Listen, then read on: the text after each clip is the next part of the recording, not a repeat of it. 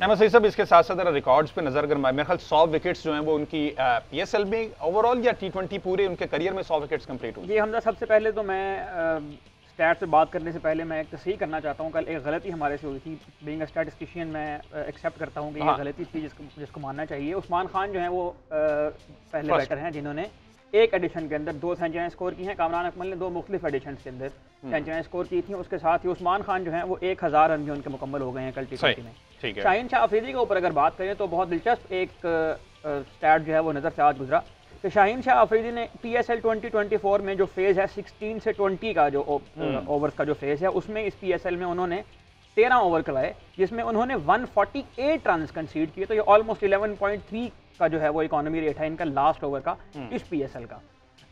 इसके साथ मैं ये भी ऐड करना चाहता हूँ कि देखें रिकॉर्ड तब मैटर करते हैं जब आप जीत रहे हो, जब आप विनिंग टीम का हिस्सा हो। शाहीन शाह अफरीदी कल 100 विकेटें मुकम्मल हुई PSL में, लेकिन किसी ने तज़किरा नहीं किया क्योंकि उनकी टीम ये मैच हार गई थी। तो शाहीन शाह अफरीदी ने जो ख्वाजा नाफे को आउट किया उस वक्त वो PSL की हिस्ट्री में तीसरे बॉलर बन गए वहाब रियाज और हसन अली के बाद, जिन्होंने 100 विकेटें मुकम्मल कर ली हैं PSL में।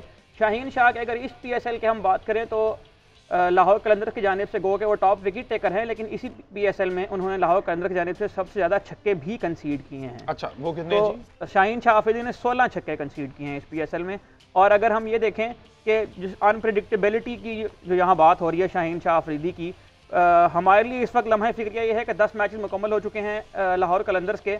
लाहौर कलंदर्स बहसीयत टीम जो है वो परफॉर्म नहीं कर पाई है, लेकिन पाकिस्तान क्रिकेट टीम के जो कप्तान है इस वक्त T20 के, उनकी जो कारकर्दगी है, उनकी जो डिसीजन मेकिंग है, उनका जो टेम्परामेंट है, उनके जो नर्व्स कंट्रोल करने की सलाहियत है, ये तमाम सलाहियतें इस वक्त जो है वो उनके ऊपर माइक्रोस्कोप लग गई हुई है और उनके ऊपर बहुत गहरी नज़र रखी जा रही है। और पूरी कौम जो है वो इस फिक्र में है कि T20 वर्ल्ड कप के अंदर जिसकी तैयारी के लिए हमें ये PSL करवानी थी उसका क्या बनेगा। ठीक है। अच्छा, मुझे ये लगता है कि गुज़श्ता जो 2 सीज़न लाहौर के अंदर जीता है अल्लाह तवक्कल ही जीता है, ठीक है ना। जो अभी इनकी सिलेक्शन कमेटी है, टीम सेलेक्ट करने का क्राइटेरिया है, फ़खर जमान पिछले 8 मैचेस में 10, 11, 15, 20 रन बना रहे हैं। पिछले मैच में उन्होंने 50+ स्कोर की, मैच हार गए। अगले मैच में उनको बाहर कर दिया गया, साहबजादा फरहान को फिर अंदर ले आए, मिर्जा ताहिर वो इंजर्ड हुए, फ़खर जमान बाहर इंजर्ड हुए, उनको फ्रैक्चर हुआ। अच्छा, ये कंफर्म खबर है क्योंकि मुझे ऐसा लग रहा है कि उनको रेस्ट करवाया गया है इंजरी का बहाना बना के कि उनकी कोई है, ठीक है, तो उनको करवाया गया किसी ना किसी तरीके से फेस सेविंग वगैरह दे के उनको बिठाया गया, वरना वो तो उनके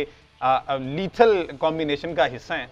तो इस तरह की कुछ समझ आती है आपको किस प्लेयर को किस टाइम इन करना, किस टाइम आउट करना, ये तमाम तरह इख्तियारात आकिब जावेद साहब के पास या फिर नहीं? मेरा नहीं ख्याल कि ये किसी भी एक बंदे के पास है। आई थिंक उनकी जो मैनेजर हैं उनका अपना बड़ा जो कह लीजिए कि एक स्ट्रॉन्ग उनकी प्रेजेंस है लाहौर कलंदर्स के डगआउट में, and I think he is co owner as well Sameen Rana साहब। और मैं भी टीम में 2 साल रहा हूँ, तो उनकी बड़ी प्रेजेंस है, स्ट्रॉन्ग प्रेजेंस है, and I think he shares everything what goes on कि क्या हो रहा है क्या नहीं हो रहा, डिसीजन मेकिंग। और अगर देखा जाए तो अगर क्रिकेटिंग डिसीजन आकिब भाई भी लेते हैं तो एक मशवरा तो होता होगा, and I think the captain is very very strong. I think out of all these captain is the one who is the strongest person.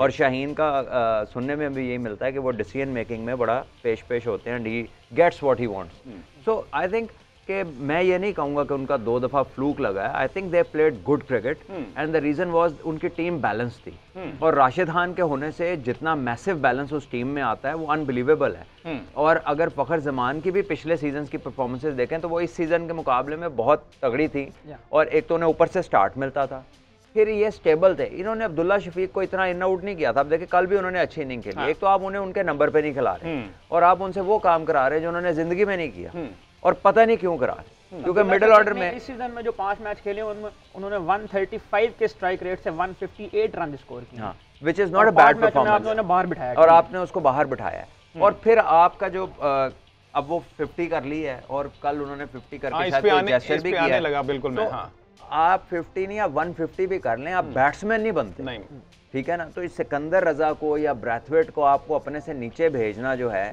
वो इनिंग्स को कंस्ट्रक्ट ही नहीं होने देता, ठीक है। आपने कर ली 50, ठीक है, but how much did you finish on, ठीक है। आप did you get a winning score? और इससे आपके बैटर्स भी डिमोरलाइज होते हैं, चाहे वो कहें ना, क्योंकि उन्हें पता है आप एक कप्तान हैं, आप एक परमानेंट हिस्सा है एक फ्रेंचाइज का, आपका इन्फ्लुएंस है। फ्रेंचाइज क्रिकेट मुल्क की क्रिकेट नहीं होती। यहाँ पर अगर आपकी अच्छी बनती है टीम ओनर के साथ, तो वो फिर प्रोफेशनलिज्म का वो वाला मुजाहरा नहीं होता फ्रेंचाइज क्रिकेट में जो इंटरनेशनल क्रिकेट में होता है।